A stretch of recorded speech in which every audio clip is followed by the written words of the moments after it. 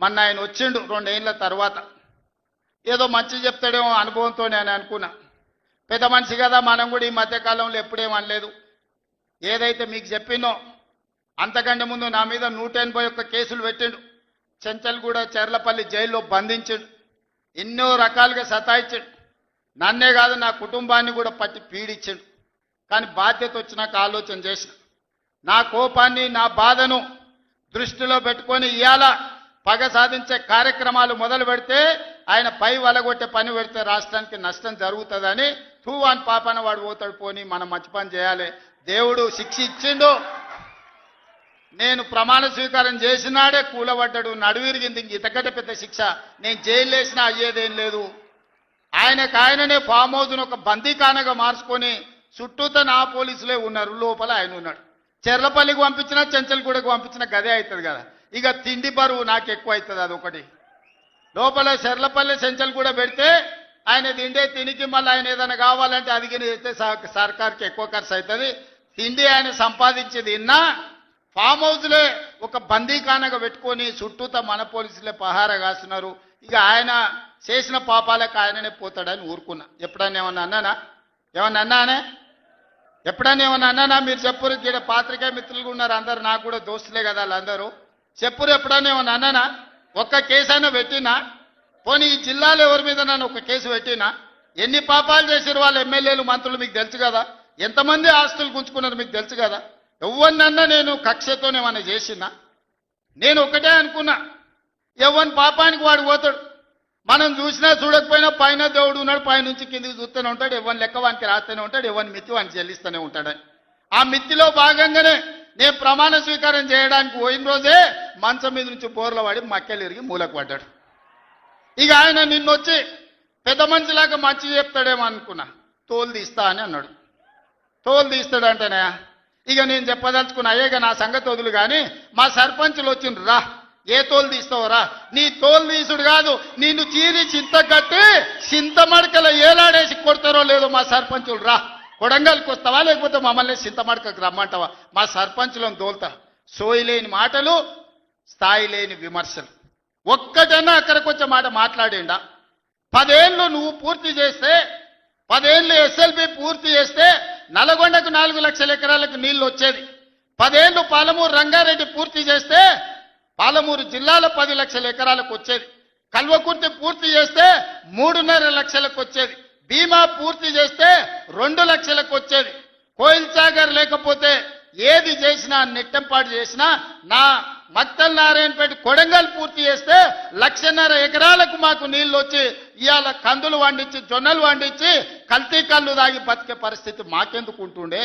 మేము కూడా మీ లెక్కనే మంచిగా పంటలు వండించేటోళ్ళం, మంచి బట్టలు తొడుక్కునేటోళ్ళం. మేము కూడా మా పిల్లల్ని చదివించుకునేటోళ్ళం. 10 ఏళ్ళు పగబట్టి నారాయణపేట మక్తల్ ప్రాజెక్టును ఈనాడు పక్కన పెట్టి 69 జీవోను తుంగలో దొక్కితే ఊరూరు ఎత్తిపోతల పథకం కోసం మా కార్యకర్తలు, ఈ ప్రాంత రైతులు ధర్నాలు చేయలేదా? పార్టీలకు అతీతంగా 69 జీవో కోసం కొట్లాడలేదా? నీ సొమ్మె ఏం పోయిందా? మాకు నీళ్ళు ఇవ్వాలంటే నీకు ఇంత కడుపు నొప్పా? నువ్వు మళ్ళీ బయటకు వచ్చి ఇవాళ ఆయన తోలు తీస్తా అంటు. తోలు నాది కాదు కానీ ఆ షేక్పేటలో మటన్ కొట్టు మస్తాన్ ఉంటాడు. ఆయన రోజు మేకలను కోసి మండి నడుపుతుంటాడు. ఆయన చెప్పిన కేసీఆర్ ఖాళీగా ఉన్నాడంటనే తోలు తీస్తాడంట.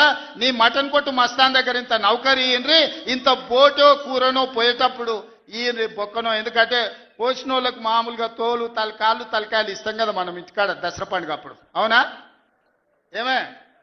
ఏం శివకుమార్ రెడ్డి, మన ఇళ్ళల్లో పండుగ పూట వచ్చి ఆటను కోస్తే కాళ్ళు తలకాయ కోసినోనికి ఇస్తాం కదా.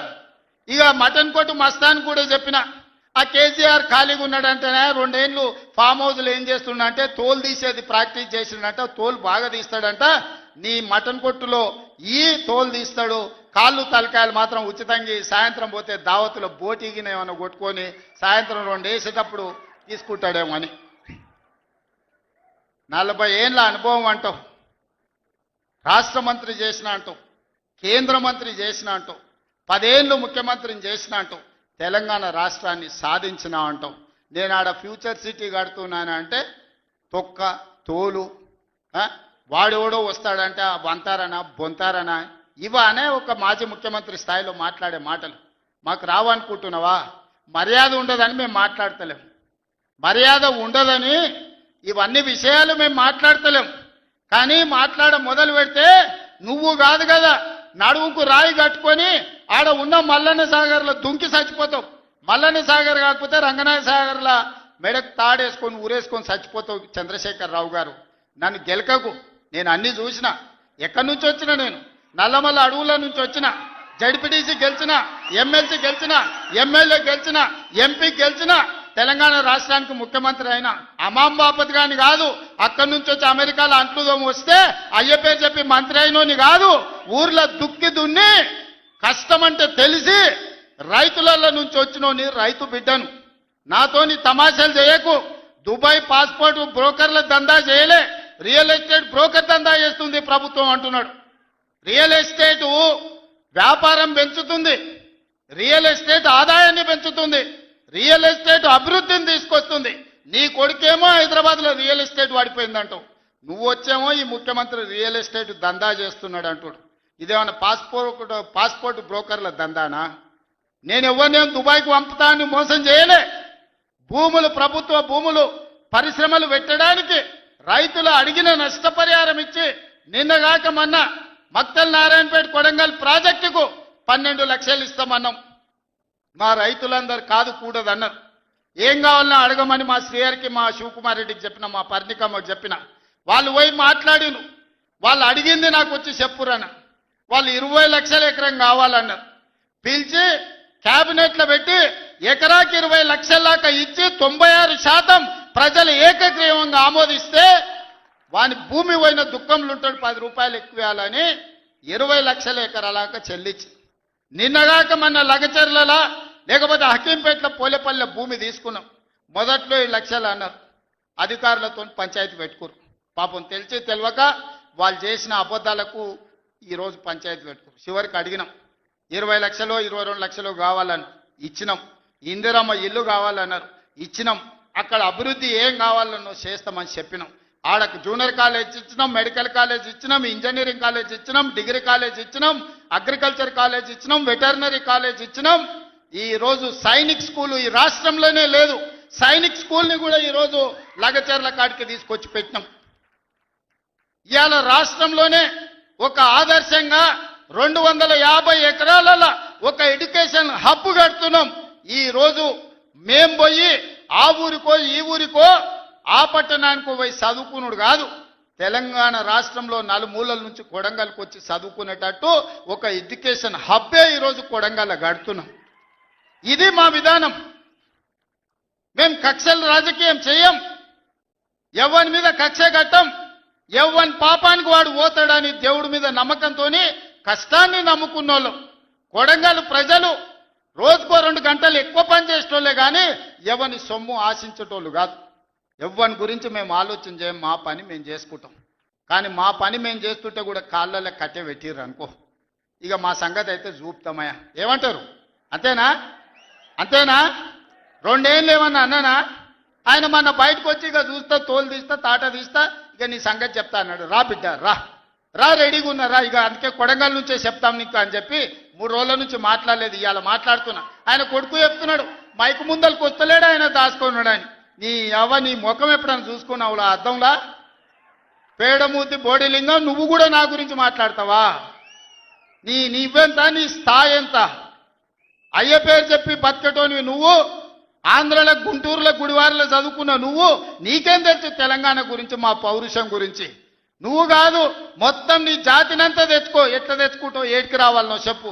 మా ఊరు అన్నారా? మేమన్నా మీ ఊరికి వస్తాం. ఎవడు భయపడుతుండో సంగతి తేలుస్తా. వెనకటికోసారి చెప్పిన గిట్లనే గజ్వేల్కి వచ్చి చూడు అని చెప్పిన. గజ్వేల్కి వస్తా బిడ్డ, నీ నెత్తి మీద కాలు పెట్టి తొక్కుతా అని. గజ్వేల్కి లక్షలాది మంది కార్యకర్తలతో పోయినాం.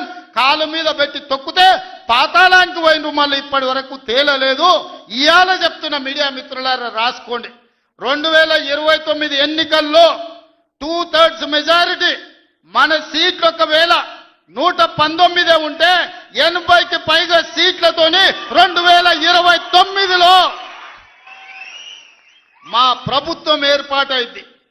ఒకవేళ 153 సీట్లయితే 100 పైగా సీట్లతో చరిత్రతోని 2/3 మెజార్టీతోని తెలంగాణలో రెండోసారి కాంగ్రెస్ ప్రభుత్వాన్ని తెస్తాం. ఇది మా సవాల్. చంద్రశేఖరరావు గారు, తారక రామారావు గారు, హరీష్ రావు గారు, దయాకర్ రావు గారు, ఇట్లా చెప్పుకుంటూ పోతే వినోదరావు గారు, కుక్కట్పల్లి కృష్ణారావు గారు, రాసి పెట్టుకో. 2029లో 2/3 మెజార్టీతోని ఈ రాష్ట్రంలో కాంగ్రెస్ ప్రభుత్వాన్ని ఏర్పాటు చేస్తా. ఇదే నా సవాల్. శాతనైతే కాసుకో బిడ్డ. నీ రాజకీయం ఏందో నేను చూస్తా. నేను రాజకీయం చేసినంత కాలం ఈ కల్వకుంట చూసేటోళ్ళు కాలకుంట విషం లాంటి కేసీఆర్ కుటుంబాన్ని అధికారులకు రానివ్వను. ఇదే నా శపథం. ఇదే నా శపథం. కొడంగల్ బిడ్డగా ఈ గడ్డ మీద నుంచి నేను శపథం చేస్తున్నా. నేను రాజకీయాలలో ఉన్నంతసేపు రాబోయే ఎన్నికల్లో కేసీఆర్ కుటుంబానికి అధికారం అనేది ఇక కళ. బీఆర్ఎస్ పార్టీ కేసీఆర్ చరిత్ర గతమే. మీ పార్టీకి మీకు భవిష్యత్తు లేదు. ఎవడైనా చర్చించుకుంటే పొద్దుపోయినప్పుడు మాట్లాడుకోవడానికి పనికొచ్చే చరిత్రనే తప్ప భవిష్యత్తు తెలంగాణ రాష్ట్రానికి నీ తరఫున ఒరిగేది ఏమీ లేదు. బీఆర్ఎస్ కేసీఆర్ గతమే, తెలంగాణ భవిష్యత్తు కాంగ్రెస్. మీ గత చరిత్రతోని ఈడ ఒరిగేదేం లేదు. వెనకటికెవడో అన్నాడంట, మా తాతలు నేతులు దాగినరు, మీరు వచ్చి మా మూతులు నాకండి అని. అట్లా ఉన్నది. నిన్ను అసెంబ్లీలో ఓడగొట్టినాం, పార్లమెంట్లో గుండు సున్ని ఇచ్చినాం, మన కంటోన్మెంట్లో బండకేసి కొట్టినాం, మొన్న జరిగిన జూబ్లీహిల్స్లో బోడబండలో బండ కింద వాతి పెట్టినాం. నిన్నగాక మొన్న జరిగిన సర్పంచులల్లా 12,726లో 8,335 సర్పంచులను గెలిపించుకున్నాం. సిగ్గు లేదు. ఇన్నిసార్లు ఓడగొట్టినా ఇంకా సిగ్గు లేకుండా బయటకు వచ్చి కింద పడ్డ పైకాలు నాదే అని వెనకటికి ఓడో అన్నాడట. ఇట్లాంటి ఊకదంపుడు ఉపన్యాసాలు పొంకనాలు వెనకడికి ఓడో పొంకనాల పోషిగాడు చెప్పినట. నాకున్నాయి 3 ఏట్లే కానీ 36 దొడ్లు ఉన్నాయని చెప్పిండట. ఇవన్నీ కళ్ళు కాంపౌండ్లో చెప్పుకోవడానికి బాగుంటాయి, కాలక్షేపం చేయడానికి. కళ్ళు కాంపౌండ్ మాటలు మాట్లాడకండి తండ్రి కొడుకులు. ఇవన్నీ మేము చూసినాం. శాతనైతే రాండి, ఏందో చెప్పు, దాని ప్రకారం చేద్దాం. 29లో తేల్చుకుందాం ఇవాళ చెప్తున్నా. కాబట్టి ఇప్పటికైనా చంద్రశేఖరరావు గారు, మీ వయసుకు గౌరవిస్తాం, మీ అనుభవానికి గౌరవిస్తాం. ప్రతిపక్ష నాయకుడు నీకు హోదా ఉన్నది. శాసనసభ సమావేశాలు ఏర్పాటు చేసినాం. 29 నుంచి చర్చలు రాబోతున్నాయి. 29 నాడు నువ్వు అడిగి ఎన్ని రోజులు సభ జరుపుదామో, నువ్వు అడిగినన్ని రోజులు అసెంబ్లీ నడిపిస్తా. నువ్వు చెప్పిన అన్ని చర్చ పెడదాం, ముఖాముఖి చర్చ చేద్దాం. వెనకంగా మాట్లాడు వెనక్కి కూర్కుడు కాదు. నీళ్ల మీద మాట్లాడతామా, నియామకాల మీద మాట్లాడతామా, నిధుల మీద మాట్లాడతామా, తెలంగాణలో జరిగిన అభివృద్ధి మీద మాట్లాడతామా, రైతు భరోసా మీద మాట్లాడతామా, రైతు రుణమాఫీ మీద మాట్లాడతామా, లేకపోతే ఆడబిడ్డలకు ఇచ్చిన ఉచిత బస్సు మీద మాట్లాడతామా, లేకపోతే నువ్వు ఏం కోరుకుంటావో చెప్పు, షాదీ ముబారక్ మీద మాట్లాడతామా, కళ్యాణ లక్ష్మి మీద మాట్లాడతామా, ఇందిరమ్మ ఇండ్ల మీద మాట్లాడతామా, దేని మీద మాట్లాడతామో చెప్పు, నేను సిద్ధంగా ఉన్నా. చర్చిద్దాం, దేశానికి ఆదర్శంగా నిలబడదాం, సమస్యల మీద మాట్లాడదాం, ఎవరు ఏం చేసినరో చెప్పుకునే అవకాశం కల్పిస్తాం. రాండి, మీరు మొహం చాటేసి ఫామ్ హౌస్లో పడుకొని మీరు ఖాళీగా ఉన్నప్పుడు పార్టీ ఆఫీసులు వచ్చి 10 మంది చెంచాలను పెట్టుకొని ఆ 10 మంది చెంచగాళ్ళ ముందల నువ్వు పొంకనాలు కొట్టుడు కాదు. నిజమైన చర్చ అసెంబ్లీలో చేద్దాం. ప్రజలు ఎన్నికలు ముగిసినాయి, అసెంబ్లీలో చర్చ చేయమని చెప్తారు. ఎవరు ఏం మాట్లాడతారో ప్రజలు వింటారు. విఘ్నులైన ప్రజలు తీర్మానం చేస్తారు. ఇలా సర్పంచులు అయిపోయినాయి, గ్రామ సభ పెట్టి సమస్యలు పరిష్కరించాల్సిన వాళ్ళు మళ్ళా సందు ఇల్లు తిరుగుతుందా అంటే ఏమన్నా అర్థం ఉందా? సర్పంచులారా మీరు చెప్పండి. ఇల్లు తిరిగినరు, ప్రజల దగ్గరకు పోయిరు, ప్రతి తలుపు తట్టిరు, ప్రతి గుండెకి చేరు, నమస్కారం పెట్టిరు, గెలిస్తే వాళ్ళు తీర్పిచ్చారు, మీరంతా సర్పంచులు అయ్యారు.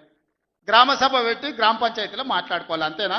వార్డు మెంబర్లు, ఉప సర్పంచ్, సర్పంచ్ కూర్చొని మాట్లాడుకొని ఏ సమస్యలున్నా పరిష్కరించుకుంటాం. అది ఇచ్చిపెట్టి మళ్ళీ ఎవడో పోరంబోకోడు ఇల్లు తిరుగుదాం రా అంటే పోతారా? ఇవాళ కేసీఆర్ కూడా గట్టిగా మాట్లాడుతున్నాడు. ఈడ మాట్లాడదాం రావంటే రంగారెడ్డి జిల్లాలోటి, పాలమూరులోటి, నల్గొండలోటి ఆయన మీటింగులు పెడతాడంట. నువ్వు మీటింగులు పెట్టకపోతే సంతలో పోయి బర్లను కాసుకో, మేము వద్దంటున్నామా? మాదేం పోయింది?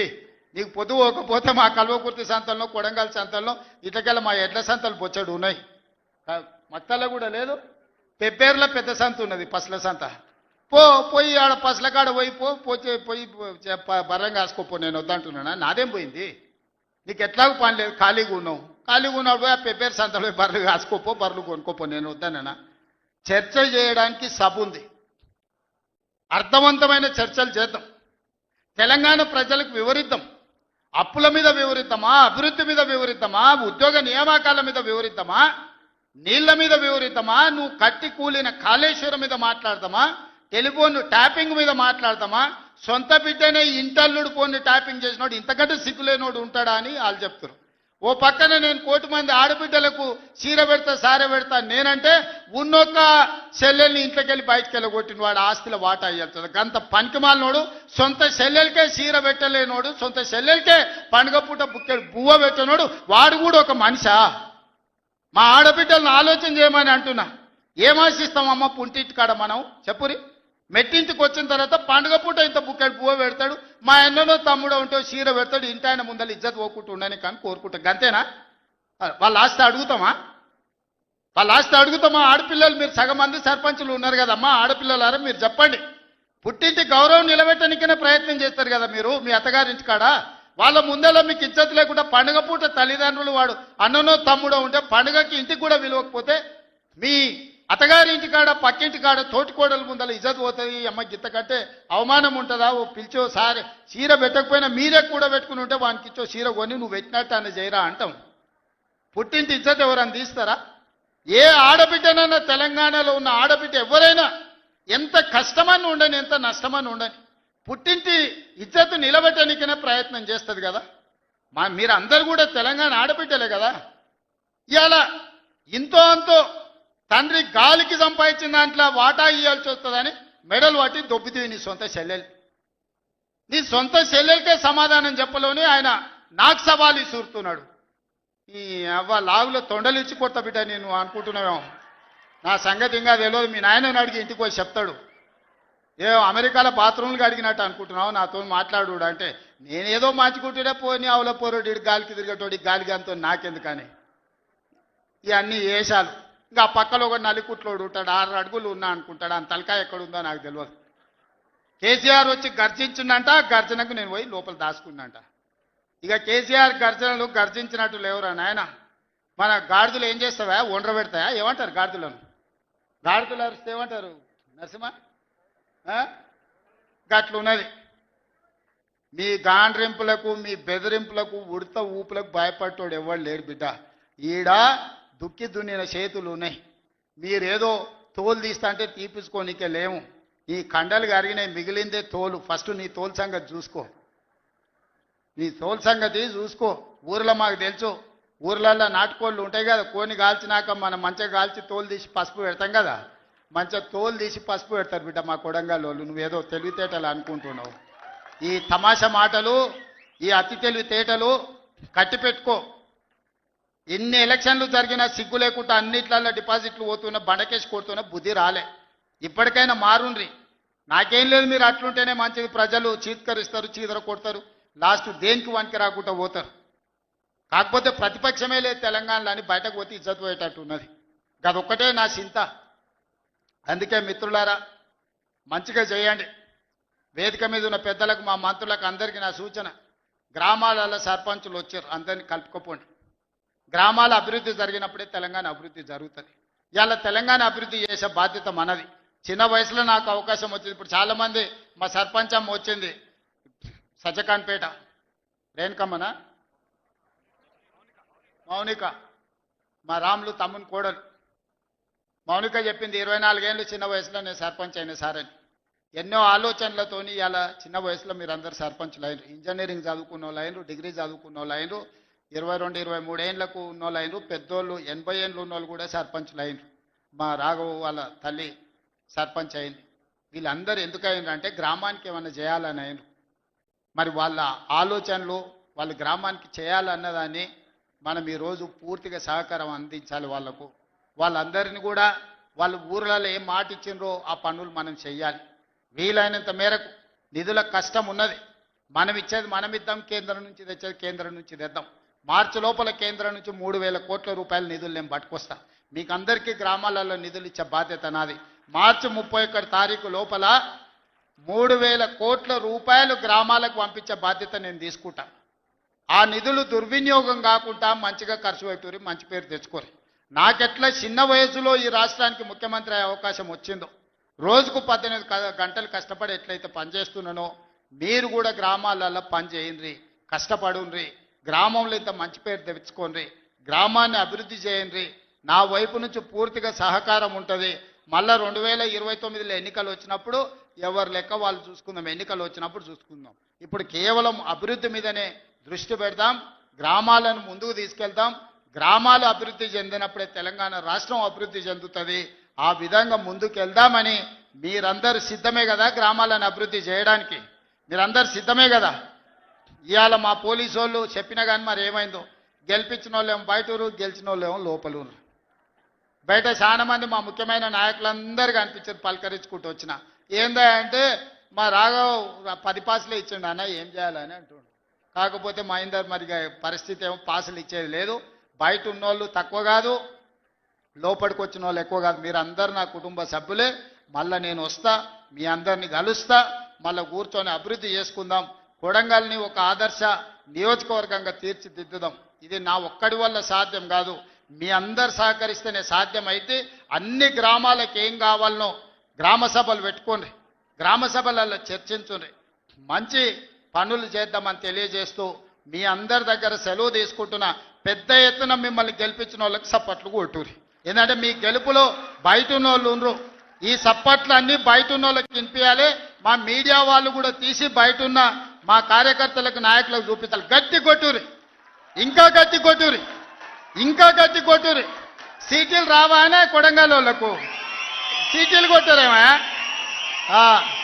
ఇప్పుడు నమ్మకం వచ్చింది, బయట ఉన్న వాళ్ళకు కూడా సంతోషమైంది. మీరు అందరు సీటీలు కొట్టి ఈ గెలుపును ఒక పండుగలాగా చేసినందుకు మీకు అందరికీ ధన్యవాదాలు తెలియజేస్తూ సెలవు తీసుకుంటున్న. ధన్యవాదాలు మిత్రులారా.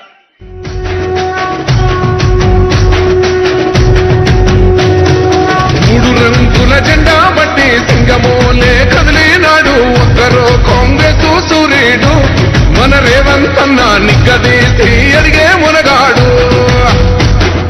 వీడు భూమిన వానైతాడు, పిదసాదల ధైర్యం వీడు, దొంగ దొరల భరతం పడతాడు. మన రేవంత్ అన్న పేద ఇంటికి పండుగ తెస్తాడు. సోనియమ్మ దివెనతోని రాహులన్న సైనికుడయ్యి పెద్ద కొడుకై యుద్ధం చెయ్య సిద్ధమాయే రేవంత్ అన్న. మూడు రంగుల జెండా బట్టి సింగమోలే కదిలినాడు ఒక్కరో కాంగ్రెస్ సూర్యుడు మన రేవంత్ అన్న నిగ్గదీసి అడిగే మునగాడు.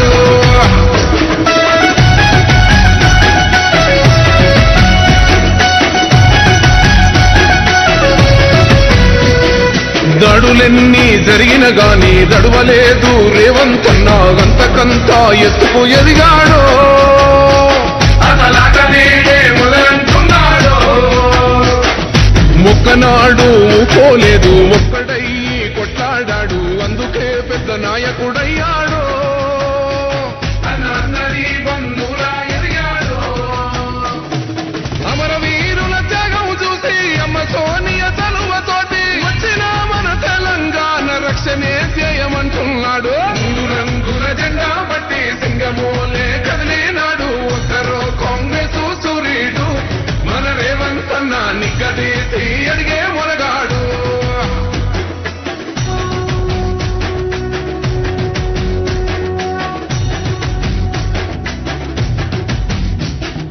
అహమంటూ లేనివాడు, అందరినీ కలిపేటోడు, ఆనాటి రోజులు తెస్తాడు.